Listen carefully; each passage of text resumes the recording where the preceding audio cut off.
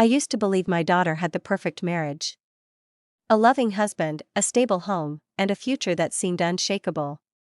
For years, I praised Daniel, the man who had effortlessly won not only my daughter's heart but the admiration of our entire family. He was polite, dependable, and always knew the right things to say. If someone had asked me to name a flaw, I wouldn't have found one. Daniel had a way of making people feel safe. He laughed at my husband's old jokes, helped my grandson with his homework, and never missed a family gathering. I often told my friends how lucky my daughter, Emily, was. Men like Daniel are rare, I would say, convinced that her life was as perfect as it seemed, but looking back, I realize that perfection is often a carefully curated illusion. The first crack appeared on a quiet Sunday afternoon. I was setting the table while Emily and Daniel played with their son in the backyard. Laughter filled the air, the kind of easy joy that made life feel warm and whole. But when I glanced up from the window, I caught something that didn't belong, a flicker of unease in Daniel's expression. He was holding his phone, his body slightly turned away, typing quickly as if afraid to be seen. It was brief. A split second. But something about the way he stiffened when Emily called his name sent a strange chill through me. I brushed it off. Maybe it was nothing. Or maybe I didn't want to believe otherwise. Days passed, and the feeling lingered. Small things began to stand out. Daniel had always been present, attentive, but suddenly, he seemed distracted. He would excuse himself during meals to take calls, his voice low and hurried. He stopped making eye contact as often, and when he did, there was something guarded in his gaze. Then, there were the late nights. Daniel had always been home by 6, like clockwork. But now, he worked late. Too late. Emily reassured me it was just a busy season at the office, but her voice lacked conviction. I noticed the way she watched him now, the faint crease in her brow when he came home past midnight, mumbling something about deadlines. Still, I said nothing. I had no proof, just a growing discomfort that settled in my chest like a weight. Then, the moment that sealed my doubts came unexpectedly. One evening, while visiting Emily's house, I went to retrieve my phone from the living room when I saw Daniel's phone, screen still glowing, abandoned on the armrest.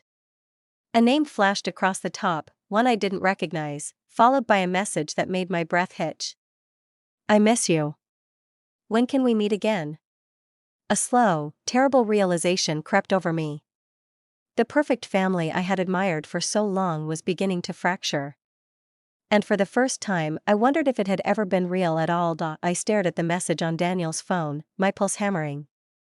The words blurred for a moment as disbelief clashed with the truth I didn't want to accept. I miss you. When can we meet again? For a long moment, I hesitated. This was his personal phone, his private conversation. Snooping wasn't something I had ever done before. But the weight in my chest told me that whatever lay beneath this message was something I could no longer ignore. I glanced toward the kitchen, where Emily was laughing softly as she prepared dinner, unaware of the storm brewing in the next room. I could hear Daniel talking to my grandson, his voice light, carefree, like a man with nothing to hide. But I knew better now. My fingers hovered over the screen. Just one more message. One more glimpse to confirm my worst fears. Before I could make a decision, the phone vibrated again. A new message. Same place as last time? I can't stop thinking about you. A sharp breath escaped me. My grip on the phone tightened. There was no misinterpreting this. It wasn't a misunderstanding, a work-related text, or a harmless exchange between friends. This was betrayal, plain and simple. My hands trembled as I placed the phone back where I found it, my mind racing. How long had this been going on? Who was she? Did Emily know? A dozen questions swirled, each one heavier than the last. Dinner that night was unbearable. Every glance Daniel threw at Emily, every smile he gave their son, felt like a performance. I studied him in a way I never had before, his casual charm, his easy laughter. How many lies had he told under this same roof, at this very table? Emily, oblivious to the battle raging inside me, asked if I was feeling unwell. I forced a smile, nodding. Just a little tired, I lied, but I wouldn't rest. Not now. That night, while the house slept, I made my decision. If Daniel had secrets, I was going to find them. The next morning, I feigned cheerfulness as I joined Emily for coffee, casually asking about Daniel's schedule. "Working late again?" I probed. She sighed, stirring her tea absent-mindedly. "Yes. It's been happening a lot lately. He says the new project is demanding." A lie. I knew it now. I had to see it with my own eyes. So that evening, as Daniel kissed Emily goodbye and left for work, I followed him. My hands gripped the steering wheel tighter with every mile, my heart pounding. He wasn't heading to his office. He took a different route, one that led to a quiet, dimly lit parking lot behind a boutique hotel. Then, as I watched from a safe distance, the final betrayal unfolded before me. Daniel stepped out of his car, and moments later, a woman emerged from the hotel's entrance. She smiled, walking straight into his arms, and just like that, the last remnants of doubt shattered into dust.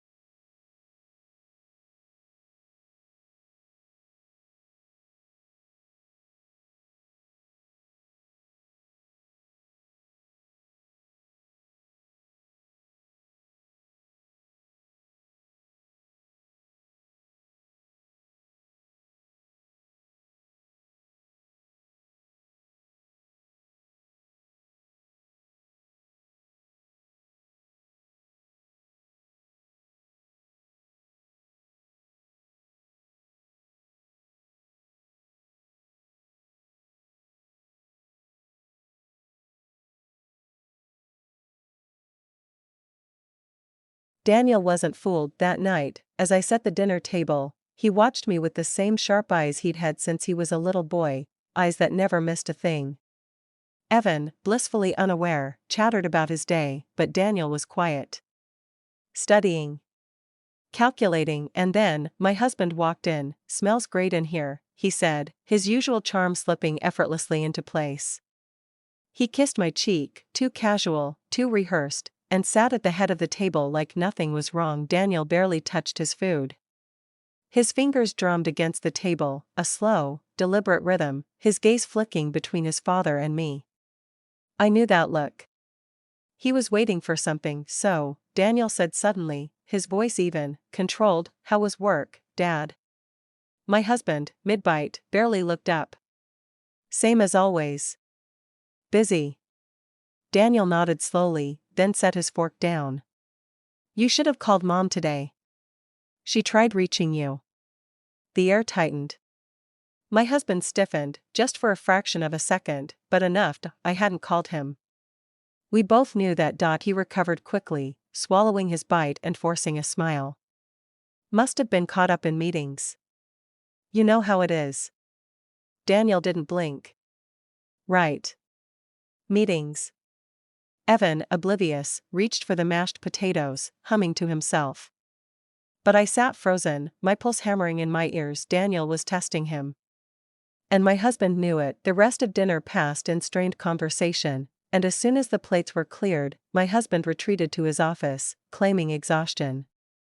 But Daniel wasn't done. He waited until Evan was upstairs before turning to me, arms crossed. "How long have you known?" His voice was quiet, but the weight behind it made my chest ache. I opened my mouth, but no words came. The denial, the excuses, all felt meaningless under his knowing gaze.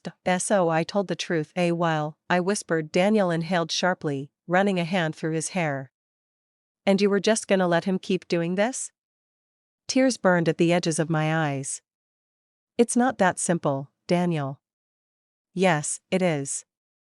His voice was sharp, but not unkind. "He's lying to you." To us. I dropped into a chair, pressing my hands together, feeling the weight of every choice, every sacrifice. I needed time. To think. To figure out what to do. Daniel exhaled, shaking his head. Mom, he doesn't deserve that time. Silence stretched between us, thick with things unsaid. Then, he pulled out his phone and placed it on the table. I followed him today. His voice was firm, steady. I know where she lives. I stared at him, heart pounding. Daniel, I wasn't going to let him keep doing this to you. His voice cracked, just a little. To us. I pressed a hand over my mouth, overwhelmed by the weight of it all, and then, he said the words that sent a shiver down my spine. We're going to end this, Mom. And I knew, without a doubt, that my sons weren't just watching anymore, they were taking action. I should have stopped him the moment Daniel placed his phone on the table, revealing the address, the evidence, the truth. I should have told him this wasn't his burden to bear. That no son should have to expose his own father's betrayal, but I didn't, because deep down, I knew. I had been paralyzed for too long, trapped in my own fear, my own pain. And while I hesitated, my son, our son, had done what I couldn't, and now, there was no turning back. The next afternoon, my husband returned home to find both of his sons waiting for him. Daniel stood near the door, arms crossed, his expression unreadable. Evan sat on the couch, swinging his legs, blissfully unaware of the storm about to break, and I stood in the kitchen, gripping the counter so hard my knuckles ached. Hey, my husband said, tossing his keys onto the table. He barely glanced at Daniel. Where's your mom? Daniel didn't move. Didn't blink. She's right here. Something in his tone made my husband pause. He turned to face me, brows furrowing. Everything okay? Daniel answered before I could. No, the room fell into a suffocating silence. My husband let out a forced chuckle. All right, what's with the serious faces?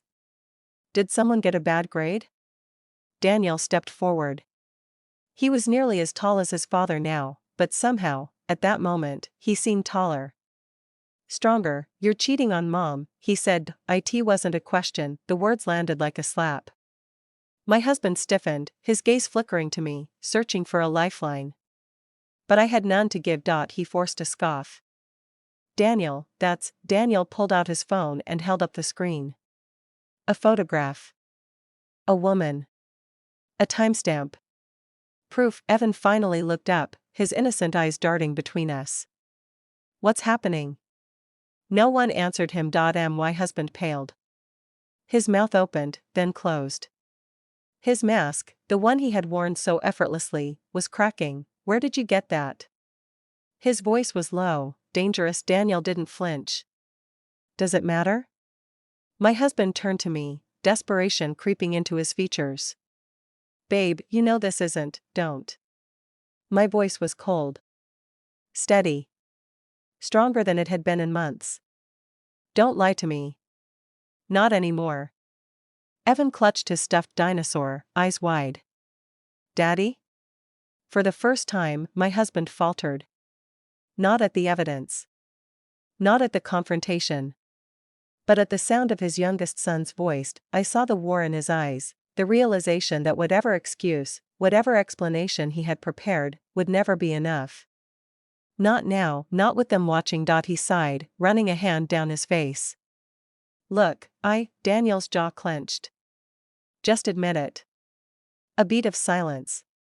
Then another, and finally, my husband did the one thing I never thought he would. He lowered his head.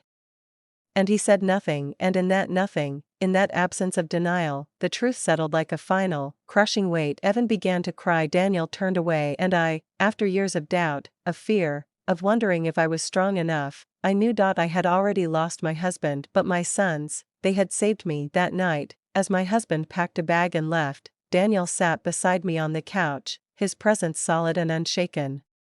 Evan had cried himself to sleep, curled up against my side, his tiny fingers still gripping mine. I'm sorry, Daniel murmured. I turned to him, frowning. For what? He looked away, jaw tight. Bet you had to find out like this. I reached out, cupping his face like I had when he was small. Daniel, you didn't break this family. I exhaled. Your father did. His lips pressed into a thin line. He doesn't deserve you. I smiled, but it didn't reach my eyes. Maybe not. But I still have you. And your brother. Daniel nodded, his gaze burning with something fierce. Always. And as I looked at my sons, the ones who had seen through the lies, who had fought for the truth, who had refused to let me suffer in silence, I realized something. What my husband failed to accomplish, my sons had succeeded in doing. They had made me whole again, and for the first time in a long time, I knew that I was going to be okay.